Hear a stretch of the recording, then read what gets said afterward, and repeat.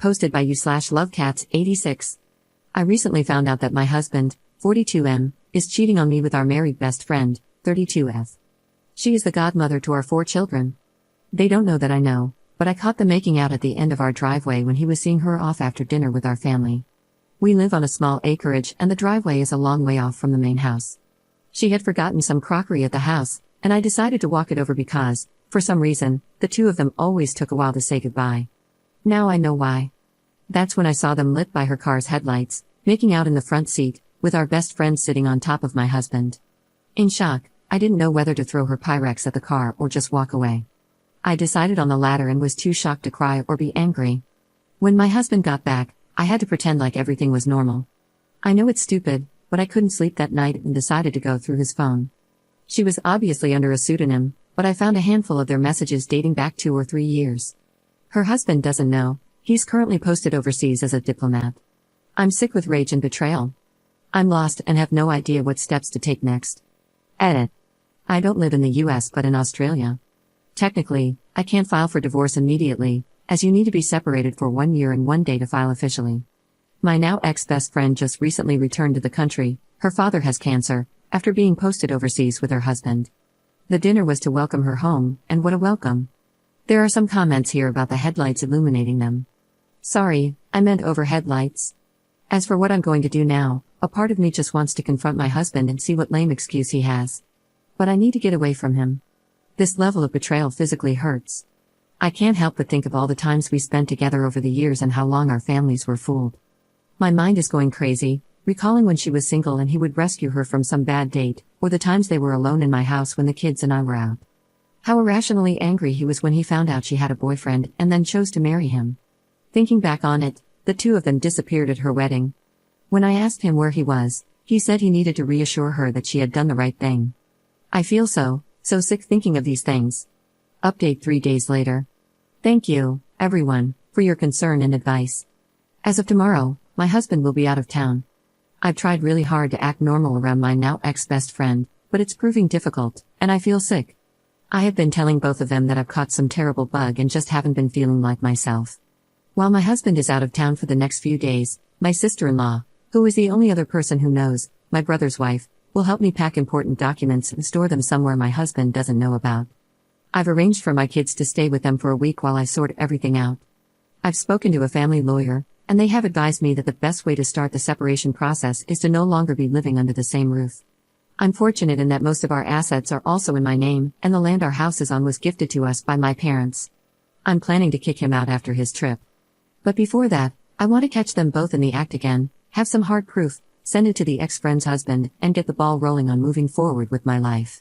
I'll update you on what happens after the confrontation. Second update 6 days later. My husband came home 2 nights ago from his trip. While he was gone, I had organized a lot of the important documents, for example, financial, birth certificates, passports, anything that he could potentially use to try and get more than what he deserves. They are now safely stored, and my kids have been staying with their aunt and uncle for the past few days. I had packed all my husband's things, and he has been really good at keeping his tracks clean because there was no evidence of his affair among his stuff. I placed all his belongings in the garage, ready for the confrontation with him. I was super nervous because I wasn't sure if I was making the right decision. Once he came home, I remembered seeing him kissing our best friend. I remembered the deep hurt they had caused. I was in our kitchen when he came home, and he knew straight away that something was wrong. During that week, I had been distant, had barely answered his texts, and had screened his calls. I did answer every now and then and gave the kids a chance to speak to their dad. He asked me why I hadn't been responding to his texts, and he tried to kiss me, but I turned away. Before I knew it, the first thing that came out of my mouth was, "I want a separation." I have to admit that he didn't look very surprised when I said it. He nodded his head and said, "What do you know?" That was just a punch in the gut, because I wanted him to deny it or say something like it was a one-off thing. I asked him to tell me everything, like when it started, and he said they began about 10 years ago. At first, it was flirtatious messaging and a sneaky kiss in the office when they briefly worked together, and the affair was on and off. She apparently always felt guilty, and her way out of that was to marry the next man who was interested in her and proposed. He admitted that they had sex on her wedding day and that when he is out of town, they meet. At this point, I couldn't breathe, and I was sobbing. I hated that the next words out of my mouth were, "Did you even ever love me?"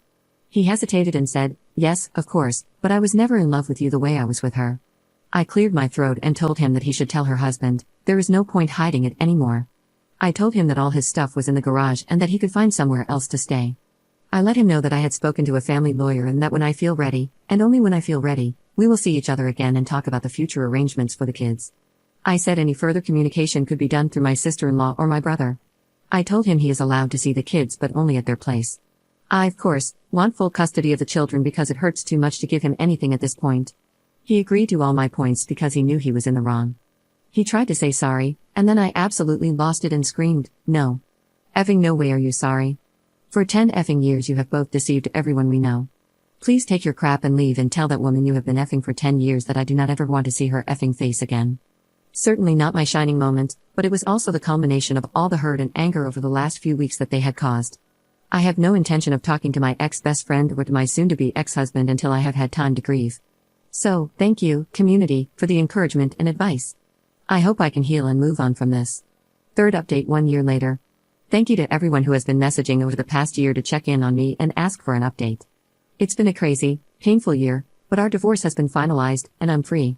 My ex-husband and my ex-best friend, unsurprisingly, are now in an actual relationship after the ex-best friend's husband found out about the affair.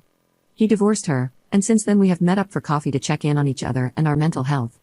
He's been great, sending encouraging messages. He lives overseas, and from his Facebook updates, he has started dating again. I'm very happy for him. The legal and custody battles have been fairly stressful, but my ex-husband agreed to all my terms. The custody of the children was the only thing he really fought for. I have custody of the kids, and he sees them on the weekends. The kids, along with me, have all been going to therapy separately. My ex-husband wants to see them more, and during school breaks, the kids have the choice to stay with him or me. They have been good about it, staying with him for a week or so and then coming back to their mommy. Apart from necessary conversations, I steer away from my ex-husband and the ex-best friend. It still hurts so much, and I understand that it will take time to heal. But I am letting go because I don't want them to have that level of influence over my life. I decided to sell the property we were living in and move closer to family and friends because, as you know, it takes a village. I have been extremely grateful for the support I have received over the past year. I'm tearing up just writing this, knowing that I couldn't have gotten through all of this without my loved ones. As for myself, I'm happy overall, still a work in progress but grateful for life. The kids and I have been enjoying life, and when we have the time and the money, we try to take little trips here and there so the traumatic events of the divorce don't linger and can be replaced by good memories. Memories where they spent road trips and adventures with their mom.